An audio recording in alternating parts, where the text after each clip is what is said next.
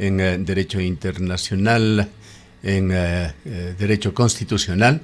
Es un conocido catedrático universitario de la ciudad de Cuenca. Quisiéramos, doctor Martínez, iniciar este diálogo preguntándole a usted cómo encaminar un debate amplio sobre este tema en la ciudad y en el país, pues va tomando enorme trascendencia esta lucha, si podemos llamarlo así, de la ciudad de Cuenca.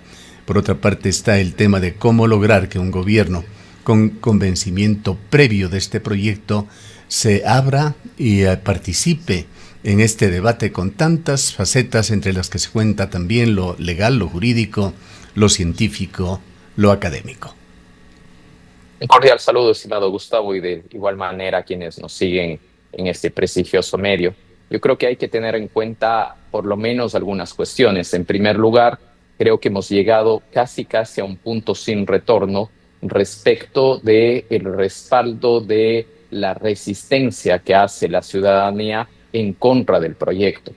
Este particular creo que es interesante que el gobierno, sus autoridades, por supuesto también sus representantes, logren transmitir y sobre todo mostrar que no se trata de un pequeño grupo o en su defecto solamente la comunidad directa de Escaleras o en su defecto sobre algunos activistas. Creo que es mayoritario el tema de tener una postura. Alguien hacía un símil y decía, se ven los ríos de Cuenca cual si fuesen ríos de resistencia.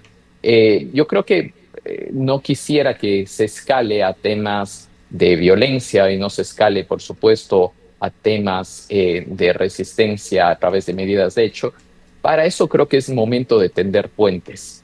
Yo creo que la segunda cuestión es cómo está reaccionando el gobierno nacional, y me permito indicar a través de dos situaciones. La primera, que creo que no es el camino como lo ha hecho la señora ministra Manzano, quien de manera insistente, ya por lo menos a través de dos vídeos, ha intentado, entre comillas, educar a los ciudadanos cuencanos. Creo que se equivoca de lugar y se equivoca incluso del mecanismo, cómo lo quiere hacer. Ella dice que tal vez las personas, entre comillas, no entienden, y ella obviamente dice que hay que explicarlo y que después de eso todo se va a hacer. Creo que ese no es el camino. Y la otra reacción, que creo que más bien ha sido positiva, es una pequeña apertura que ha dado el presidente de la República en una de sus últimas entrevistas en Univisión, donde ha señalado que si existe oposición y si existe la posibilidad de que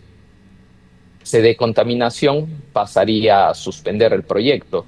Esto me lleva a la tercera cuestión respecto de por qué es tan importante que el tercer sector, la academia, tenga un rol protagónico. Y debe tener un rol protagónico sobre todo a partir de la evidencia científica. Aquí no solamente es un debate que se quiere o no se quiere hacer, sino también, por otro lado, cuáles podrían llegar a ser las consecuencias. Y una vez explicadas las consecuencias de llegarlas a existir, y por supuesto para eso están los científicos que a través de evidencias permitan que los hacedores de políticas públicas, los políticos y los legisladores puedan tomar decisiones, también deben plantearse alternativas. Y alternativas de decir qué podría llegar a pasar una vez que se llegue a suspender, cuáles serían alternativas. Temas de turismo, temas productivos, cuáles son las alternativas para el sector, porque decir puro y llano simplemente no se va a hacer y las cosas van a quedar así, yo creo que necesitan también un acompañamiento adecuado, precisamente para que represente también un ingreso significativo para el Estado y que el Estado, por obvias razones,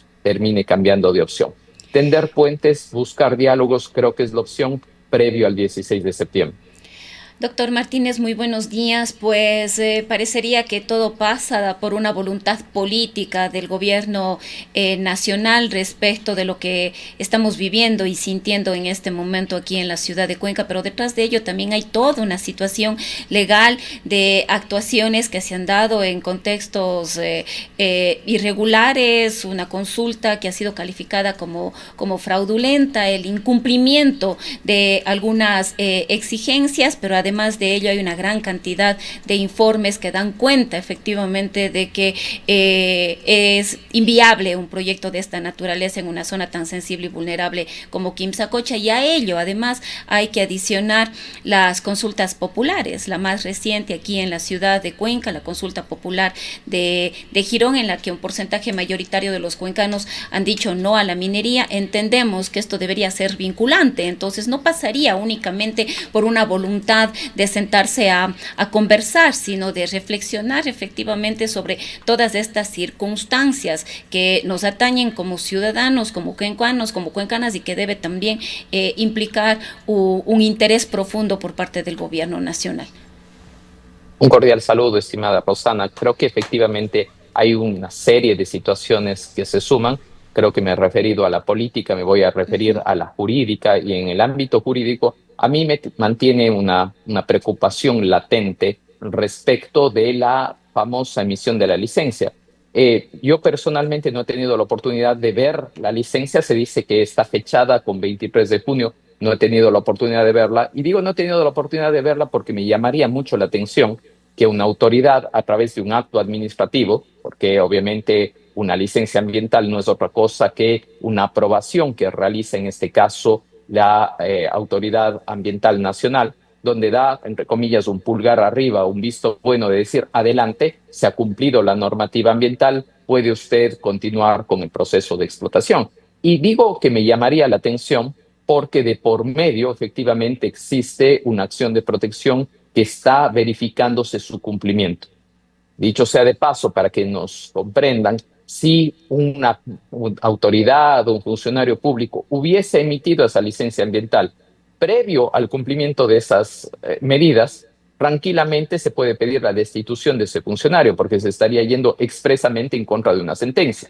Por eso creo, y eso es mi reflexión, por eso creo que no son capaces de mostrar la licencia, el documento como tal, hasta que se llegue a pronunciar el juez. En segundo lugar, creo que precisamente el tema tanto de consulta ambiental y de consulta previa libre e informada reúne unas características y unos parámetros tanto técnicos como jurídicos que no es simplemente con el hecho de realizar un proceso. El proceso tiene que cumplirse bajo unas variables de buena fe, sin coacción, sin violencia, precisamente antes de realizarse las situaciones, mientras que en la consulta ambiental tiene que ser lo suficientemente amplia y explicarse los parámetros técnicos, pero explicarse los parámetros técnicos sobre todo para que la comunidad logre entender los posibles impactos. No nos olvidemos que tanto en la una cuanto en la otra, en el supuesto no consentido de que se hubiese alcanzado una oposición por parte de la población consultada, tiene que ser la Autoridad Ambiental Nacional la cual de manera motivada pueda decir si se realiza o no el proyecto. Y esta situación tampoco ha ocurrido porque lo que señala la Autoridad Ambiental Nacional, ahora fusionada con el Ministerio de Energía, es que se ha revisado todo. Entonces, frente a eso, para eso está un juez, no está un opositor, no está un activista, no está un político, está un juez. Y un juez se va a encargar de verificar el cumplimiento de las 4 medidas. La primera, relativa al estado del área de conservación Quimsacocha. El segundo, sobre la posibilidad de una contaminación por parte del proyecto a través de aguas subterráneas. Y aquí viene un poco la polémica y la importancia del informe de etapa, si es vinculante o no es vinculante. Y la tercera y cuarta, relativa a lo que expliqué previamente de la consulta ambiental y de la consulta previa. Es decir, no son cosas superfluas, no son situaciones simplemente de verificación pura y dura, son temas de estudio que debe tener el juez, y si el juez considera que una de las 4 medidas no ha sido cumplida, no se puede continuar y no se puede seguir adelante. En los 2 aspectos que usted aborda, doctor Martínez, que son sumamente importantes, el de carácter científico, que es el que ha arrojado evidencias muy importantes sobre este proyecto que viene discutiéndose, debatiéndose, investigándose desde hace 3 décadas, está el aspecto ambiental y ecosistémico. Para esto hay decenas de informes que se han emitido en la ciudad de Cuenca, para mencionar unos pocos. Está el del ya extinto técnico científico, profesor universitario Galo Ordóñez, quien dio las primeras voces de alarma sobre este tema con sobradas razones sustentadas académicamente. Por allí hay un valiosísimo informe denominado Informe Cooper. Está también estudios paralelos que se han hecho sobre minas similares a la que se piensa explotar en Quimsacocha, con artículos científicos sustentados por científicos canadienses, con la participación de científicos ecuatorianos sobre el caso denominado Yellowknife, que dicho sea de paso ha sido objeto de un nuevo artículo en una muy importante revista académica de Canadá, The Conversation, sobre la cual tendremos el día de mañana una entrevista con sus autores, y así por el orden. Información de carácter científico sobra y basta. Siempre se puede investigar más sobre el tema. Hay algunos estudios que no han podido culminarse, realizarse, pero hay suficiente evidencia científica acumulada.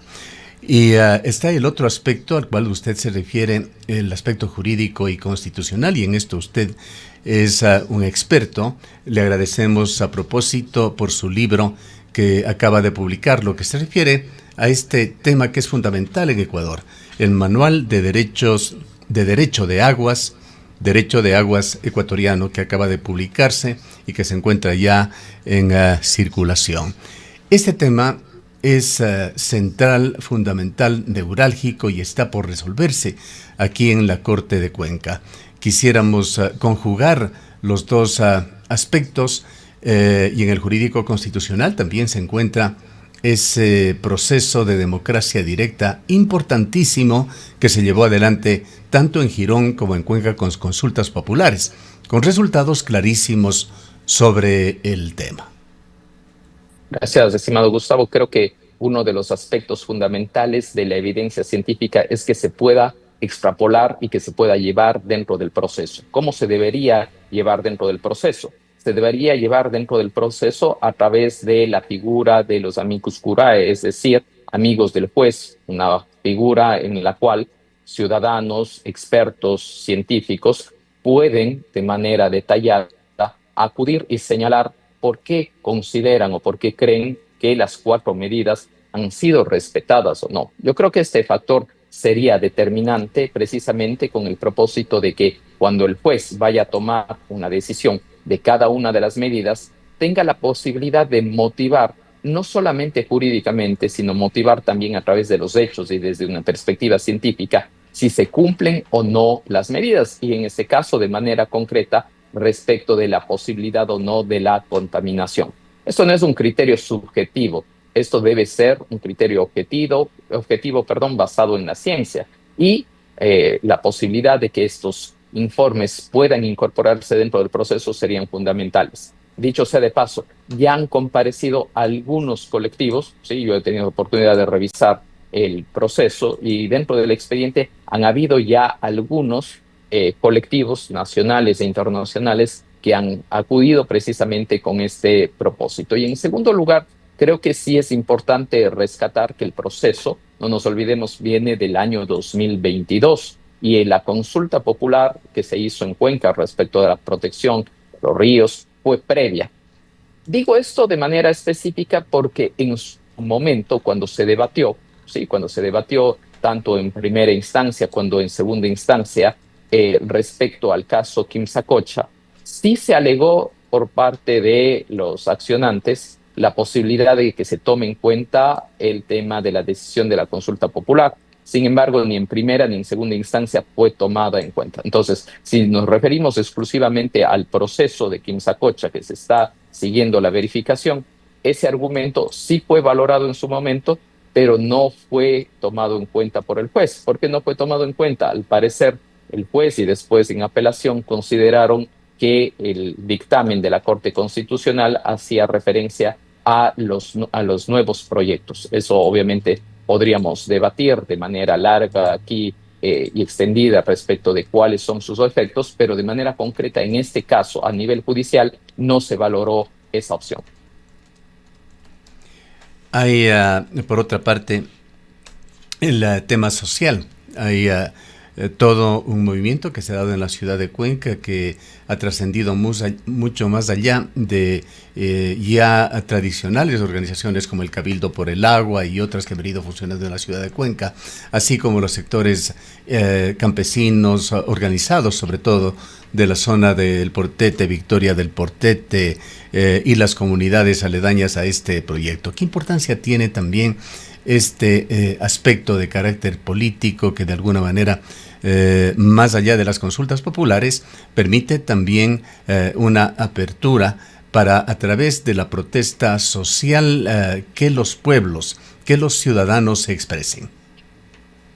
Yo me voy a referir a esto a partir de dos encuestas, dos informes bastante interesantes. El uno es del 2023 y el otro del 2024, que hacía la PricewaterhouseCoopers y la otra que hacía McKinsey a nivel mundial. Y decía que las generaciones, los millennials y los de generación Y y Z, tiene un sentimiento bastante cercano a las causas ambientales.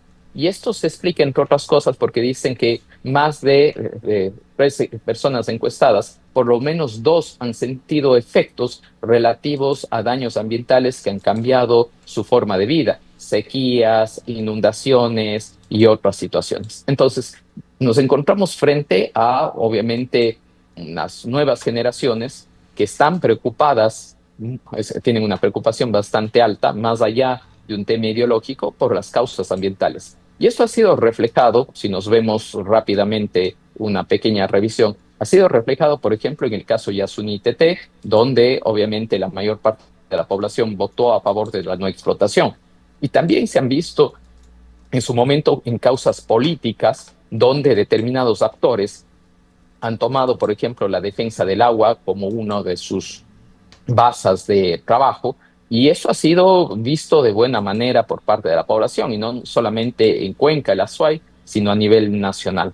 Yo creo que la lucha debería mantenerse en sus, si usted quiere, dentro de sus causas justas, y no contaminarse con actores políticos. A mí sí me llama la atención, y creo que siempre vale ser crítico en este sentido, que dentro de todo el movimiento existe una gran cantidad de exalcaldes, exprefectos que se pronuncian en contra de la minería, se pronuncian en contra del caso Quimsacocha, pero sí vale la pena hacerse una pregunta retórica y decir, ¿dónde estuvieron durante todos estos años? ¿Dónde estuvieron en el momento? Porque, dicho sea de paso, recordará usted, estimado Gustavo y Rosana, este proceso no es del año 2025, no es del año 2024. Este proceso tiene ya décadas. Y precisamente esos actores que estuvieron presentes no dijeron absolutamente nada y de pronto pudieron haber parado o pronunciarse en su momento. Yo creo que siempre juega este rol político, por obvias razones, en determinados momentos, el hecho de subirse en la camioneta ganadora, subirse en el movimiento ganador, y creo que, de nuevo, la marcha y sobre todo el movimiento debería mantenerse desde una perspectiva de su causa justa, de la defensa del agua y del ecosistema.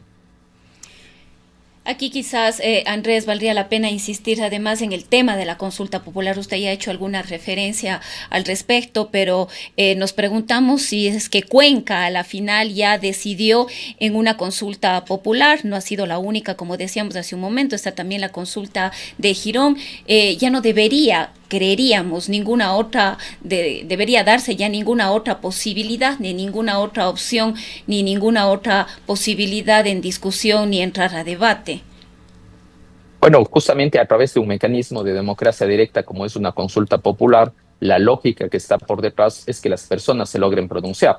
Hubo mucho debate hace algunos años, a partir del año 2019 para atrás, respecto de que si los ciudadanos podían o no pronunciarse respecto a la toma de decisión de los recursos naturales no renovables en el subsuelo.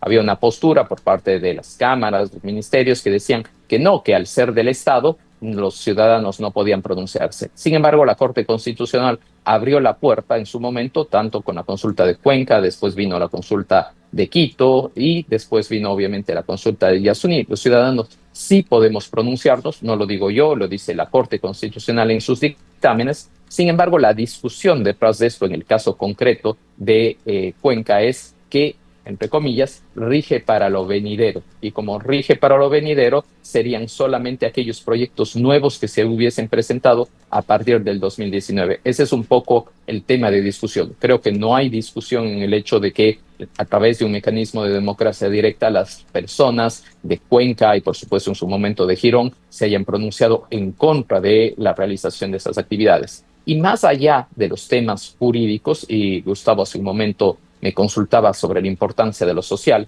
abro comillas, también es importante el tema social. Muchas veces tenemos una licencia ambiental, pero de lo que no se habla es de una licencia social.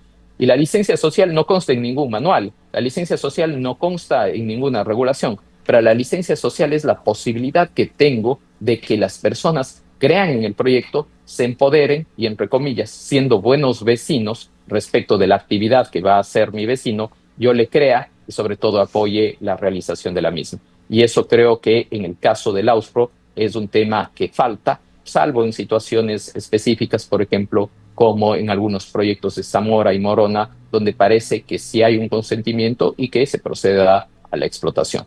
Para finalizar, doctor Martínez, y muy brevemente, toquemos el tema económico. Y escuchábamos en este mismo emisor, en el noticiario previo con FM Mundo, entrevistado a Fernando Benalcázar, un ex viceministro de Minas, quien habló maravillas del proyecto Quimsacocha, llamó, incluso hizo un llamado a la conciencia de los cuencanos para que reaccionemos.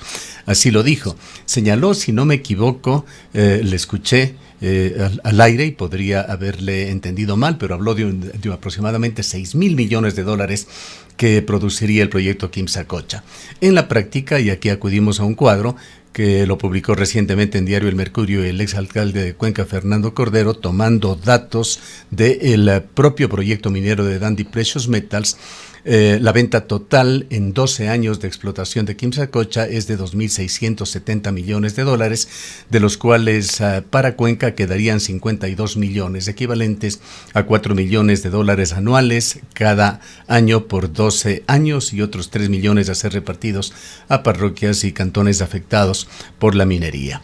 En contraste con esto están los daños ambientales, de los cuales muy poco se hablan, pero un referente son los estudios de lo que pasó en Yellowknife, en Canadá. Reiteramos, mañana tendremos una entrevista sobre este tema con los autores de estos artículos allá en Canadá, en una mina similar, en la cual el contenido de arsénico es mucho más bajo en forma absoluta, no relativa, que en la mina de Quimsacocha. El gobierno canadiense tuvo que invertir desde el año 1999 más de 4.000 millones de dólares para reparaciones ambientales. Con esto cerramos, doctor Martínez. Bueno, yo creo que es fundamental. Usted amablemente hizo referencia a la nueva obra que acabo de publicar sobre el Manual de Derecho de Aguas en el Ecuador. Ahí hago una cita a lo que decía Adam Smith. Adam Smith decía en su momento que existe la paradoja del agua y del diamante respecto del valor de intercambio y del valor de uso. Un diamante, o en su defecto el oro en este caso, tiene un valor de intercambio muy alto, pero el valor de uso es escaso, versus el agua, cuyo valor de intercambio es bajo y el valor de uso es infinito. ¿Dónde quiero llegar con esto? Quiero llegar al hecho de que muy pocas veces logramos valorar también, en este caso, al agua. Agua, obviamente, para consumo humano, agua para agricultura y agua, por supuesto, para el caudal ecológico. Creo que valdría la pena aquí también contrastar y hacer un estudio sobre la valoración del agua, cuánto cuesta o cuánto costaría, obviamente, traer de otras fuentes en caso de que éstas se lleguen a contaminar y que, como usted conoce, claramente forman parte de la gran cantidad de agua que consumen los cuencanos. Lo último que me gustaría señalar es que también se deberían plantear propuestas alternativas respecto de la protección de recursos, en este caso del recurso hídrico, por ejemplo, ¿a través de qué? A través de compensaciones en la propia tarifa, donde seamos conscientes que estamos protegiendo los páramos, donde seamos conscientes del valor del agua y sepamos y tengamos incluso las herramientas, tanto jurídicas, pero también económicas, para poder responder. La lucha creo que se hace precisamente y la resistencia se hace con ideas, pero también en determinado momento se necesitan recursos. Y aquí la concientización ambiental es fundamental para que, por ejemplo, en las tarifas se comience a discutir la posibilidad de incluir valores para la protección de la cuenca alta. Bien, le agradecemos mucho por su presencia, doctor Martínez. El doctor Andrés Martínez es experto en Derecho de Aguas, acaba de emitir esta publicación, este manual de Derecho de Aguas en Ecuador y experto en Derecho Constitucional. Son las 8:07 .